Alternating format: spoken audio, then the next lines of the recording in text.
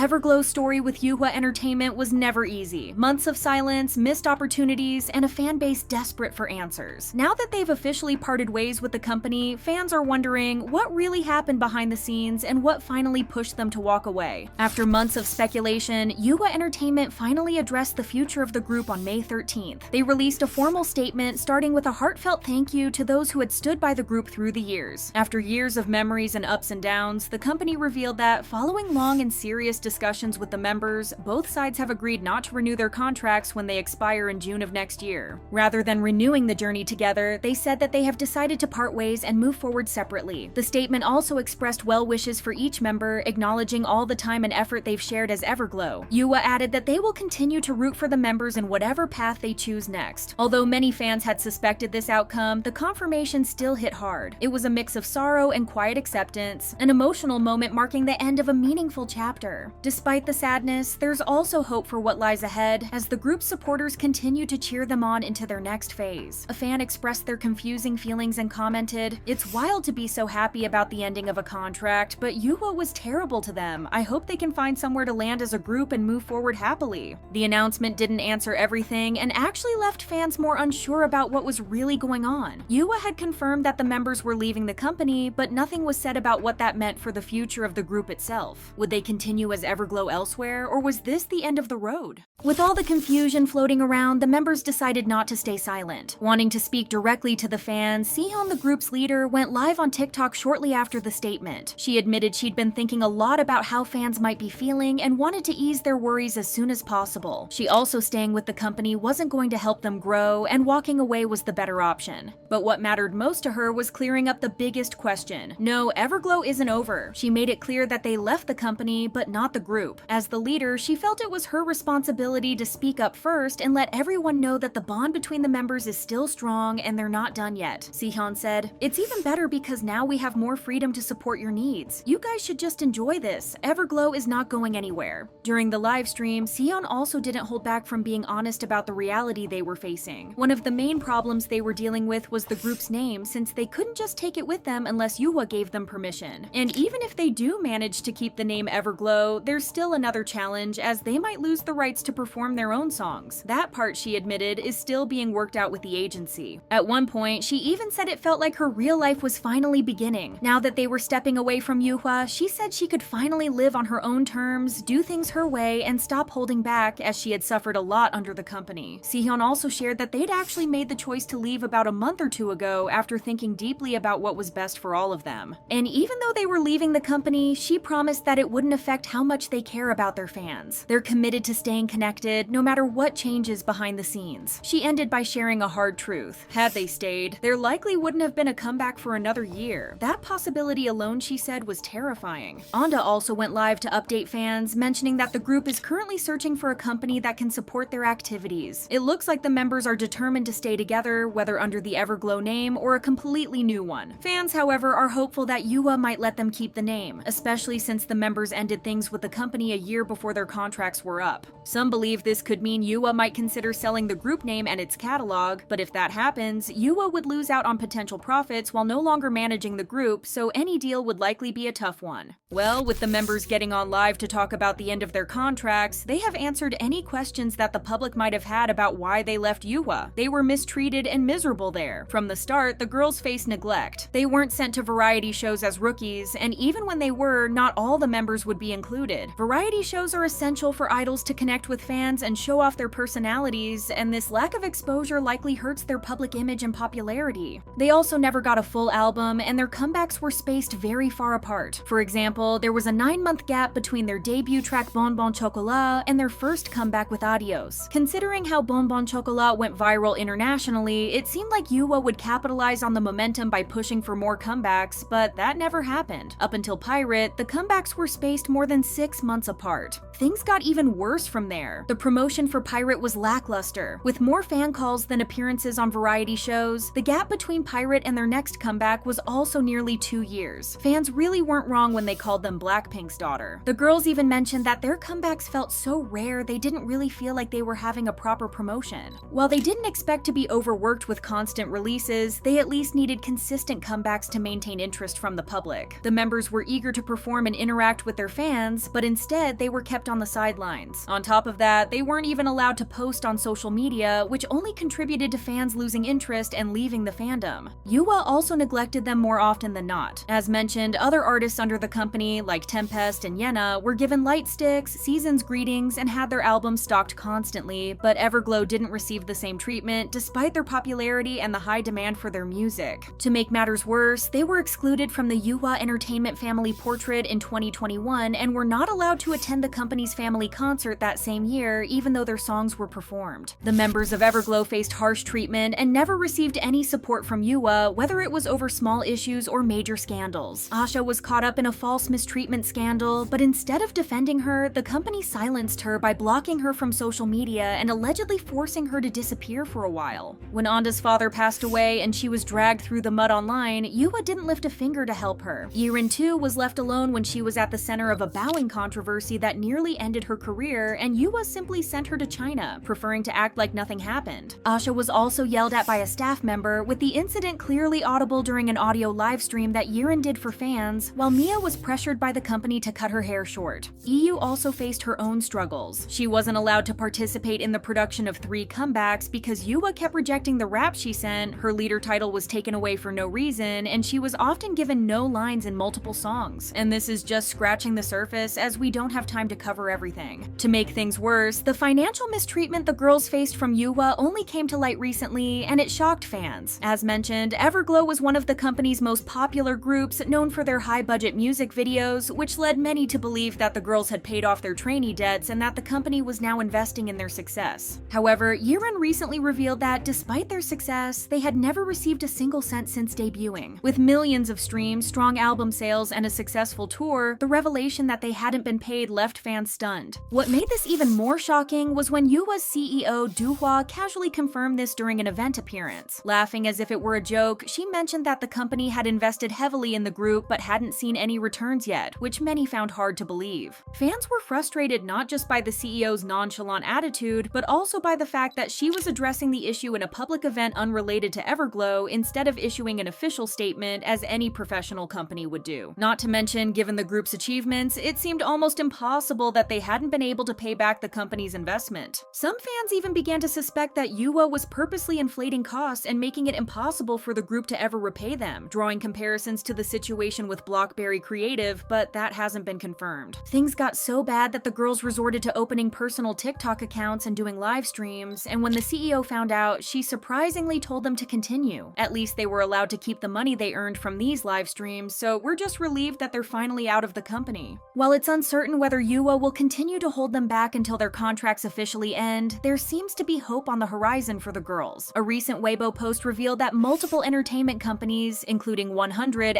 @area, and P Nation, have shown interest in signing the group. In fact, it's reported that some of these companies have already made contact with the members as recently as earlier this month. According to the post, 100 and P Nation are said to be interested in signing all the members, while @area may only want to sign everyone except for Yirin. While these reports haven't been confirmed, it's clear that other companies are eager to avoid the same mistakes that Yuehua made with EVERGLOW. With this new interest, the girls are finally getting the attention they deserve, and we're wishing them all the best as they move forward.